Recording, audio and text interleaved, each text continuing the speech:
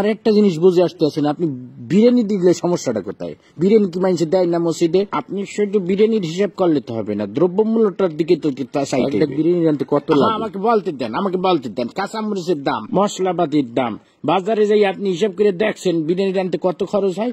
আপনি খালি বিরিয়ানি হরতে আছে বিরিয়ানি রানতে বর্তমানে যে খরচ হবে ওইটা দিয়ে ঢলঢলা খিচুড়ি আপনি 50 জন মানুষ এক পুরো গ্রাম ধরে আপনি খাওয়াই দিতে পারবেন। বুঝলাম না, প্রতি বছর ইফতারির সময় আপনার এত হিসাব করবোই তো, সমস্যাটা কি আপনার?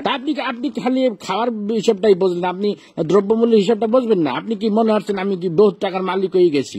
হ্যাঁ, এখন যত কামাই তত খরচ। এই যে আপনার মসজিদে প্রতি মাসে ইমাম সাহেবের বেতন না দিলে ইমাম সাহেব চলবে কেন? আমার কথা বলতে দেন।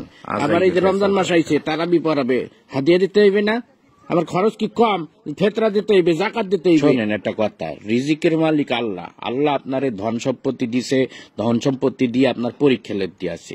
এই টাকা পয়সা যখন তখন আল্লাহ লেগে যেতে পারে। আপনি এই টাকা পয়সা আপনার জানের সৎকা করবেন, ফেতরা দেবেন। মুসলমান হিসেবে এটা আমাদের সকলের দায়িত্ব। সবাই বয়ান করে যে বুঝানো যায় না, বুঝছো?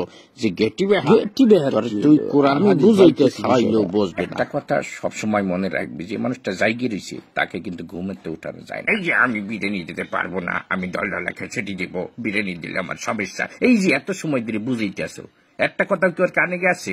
ও শুরুতেই বসতে আছে যে আমি দলডালা খেয়েছি, আমি বিরিয়ানি। আপনি কতক্ষণ ধরে বুঝাবো আমি? এই টাকা শোন, আমি গত বছর আমি পুরা গ্রাম বইটা আমি বিরিয়ানি খাওয়াইছি না, পুরা গ্রাম কোনো ঝামেলা হয়েছে। আমি শুধু আমাদের মসজিদ না, আমি ভাগ করে দিছি।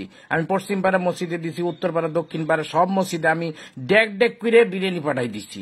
কোনো সমস্যা হয় নাই, শর্টও পরে নাই, সবাই তৃপ্তি সহকারে খাইছে। আমার মনে হয় আমার মতো সভাপতি এই মসজিদে ইতিপূর্বে আর আইসি কিনা আমার জানা নাই।